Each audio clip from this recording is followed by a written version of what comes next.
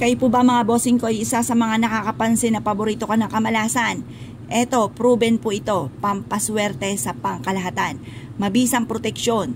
Kung kayo pa mga bossing ko ay mananaya, mainam na maglagay ka ng kapranggot na asin sa paliguan ng inyong tubig upang sa ganon kapag kayo ay naligo, ma-wash out ang mga kumapit kung kamalasan. Kung kayo pa mga bossing ko ay lagi na lang walang pera, kunin nyo po ang inyo pong wallet at humarap sa may silangan, ipagpag ang inyo pong pitaka at haplusan ng kapranggot na asin at i-wish po ninyo na magkakaroon ako ng napakaraming pera. At kung kayo po mga bossing ko ay isa sa mga mahilig rumakit or may negosyo, mainam na meron kayong ganito. Maglagay ka ng asin sa may gilid na malapit sa inyo pong kaha at ito po ay magtatawag ng swerte. Or maglagay ka ng asin mga bossing sa gilid ng pintuan ng main entrance ng inyong negosyo at magtatawag po ito ng swerte. Kung piling po ninyo kayo po ay lagi na lang may karamdaman at kayo po ay piling nyo lagi kayo minamalas, maglaan ka ng isang mangkok or isang baso na asin at maglagay ka sa ilalim ng inyo pong higaan bukod sa pagdadasal at pananalangin ng taimtim na mula sa inyo pong puso mga bossing. Mapapansin niyo po na lagi kang iaadya kung saan lagi naman ay kayo ay suswertihin. Matapos nyo po itong gawin mga bossing, proven po ito na napakaswerte.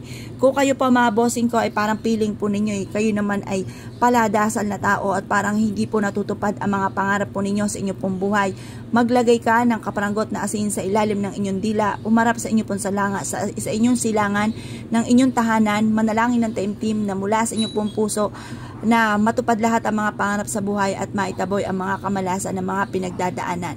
Kung kayo po mga bossing ko ay isa sa mga lagi na lawang sawi sa buhay pag-ibig, mainam na isulat nyo po ang inyo pong tunay na pangalan at ipilido at pangalan ng inyong karelasyon at ipilido at yung tunay na pangalan mga bossing at budbudan ng kapranggot na asin at i-wish nyo po na magsama kayo ng forever at magkaroon kayo ng forever at kailanman na hindi na po kayo mamumblema tungkol sa usapin ng buhay pag-ibig.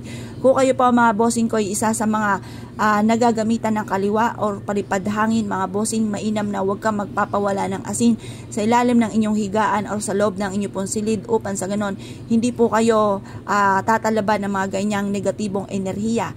Kung kayo po ay piling po ninyo parang minamalas ang inyong tahanan, mainam na maglagay ka ng bawat isang kutsara sa bawat strainer ng inyo pong sa inyo pong CR or sa inyo pong lababo, maging sa inyo pong kusina mga bossing, upang sa ganon hindi makapasok ang mga negatibong enerhiya sa loob ng inyo pong tahanan. Proven po ito na napakaswerte ang asin mga bossing. Ito po ay marami na nagpatotoo na sila po ay sinuwerte sa pamamagitan ng asin mga bossing.